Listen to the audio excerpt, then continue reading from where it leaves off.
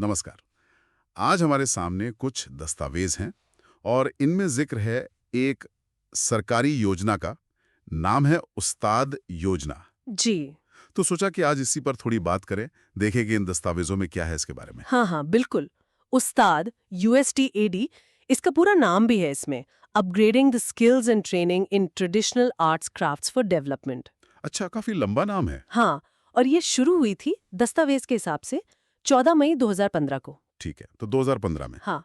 और मकसद मकसद तो जैसा नाम से लग रहा है, पारंपरिक कला, शिल्प, इनसे जुड़े कारीगर, उनका विकास। हाँ, मोटा मोटा तो यही, पर ये सिर्फ स्किल ट्रेनिंग तक ही सीमित नहीं थी।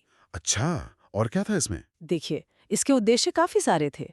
एक तो हाँ, कौशल विकास तो था ही, लेकिन साथ में हमारी जो सांस्कृतिक विरासत है हम्म। उसको बचाना, उसको संभालना, फिर कारीगरों की क्षमता बढ़ाना, कैपेसिटी बिल्डिंग। अच्छा, ये भी था। जी।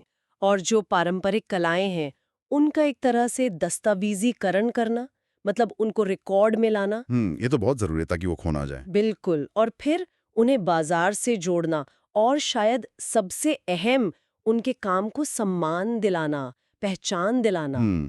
मतलब काफी काफी बड़ा दायरा था सोचने का, सिर्फ ट्रेनिंग दे के छोड़ना नहीं था। नहीं नहीं, सोच तो काफी व्यापक लगती है इन दस्तावेजों से। और एक चीज और जो इन दस्तावेजों में दिख रही है, ये योजना अल्पसंख्यक कार्य मंत्रालय के तहत थी। जी हाँ, मिनिस्ट्री ऑफ माइनॉरिटी अफेयर्स।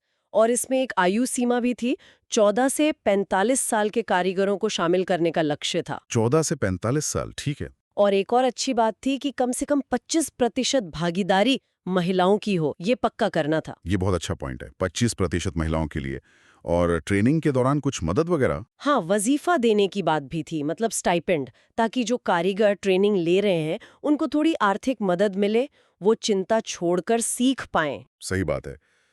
अच्छा, कुछ खास कलाओं का जिक्र है इसमें, जैसे किस तरह की कलाओं पर फोकस था? हाँ, उदाहरण दिए हैं, जैसे कलमकारी का जिक्र है, वो जो कपड़ों पर कलम या ब्रश से पेंटिंग करते हैं। हाँ हाँ, देखी है मैंने। और जरदोजी, सोने चांदी के तारों वाली कढ़ाई, बहुत बारीक काम होता है। जी बिल्कुल। तो ऐसी कई पारंपरिक कलाओं पर ध्यान था, और शुरू में इरादा था कि इसे करीब 100 जिलों तक ले जाएं। 100 जिले, ठीक है। और योजना की कोई कोई एंड डेट या ऐसा कुछ मेंशन है? एक तारीख दिखती है, 31 मार्च 2020। अब ये बिल्कुल समाप्ति की तारीख थी या किसी चरण की, ये साफ नहीं है, पर हाँ, ये तारीख मेंशन्ड है। तो अगर हम इसको समेटने की कोशिश करें, तो ये योजना एक कोशिश थी पारंपरिक हुनर को बचाने की, उन्हें मजबूत करने की। हाँ, और जो कलाएं शायद धीरे धीरे कम हो रही थी, उनको एक तरह से जीवन दान देने की।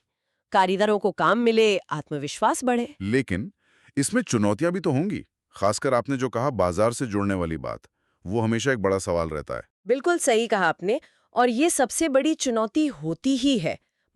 आप कारीगर को हुनर सिखा दें, वो चीजें बना भी लें, हाँ। लेकिन उसे बेचें कहाँ, सही ग्राहक तक कैसे पहुंचे, सही दाम कैसे मिले।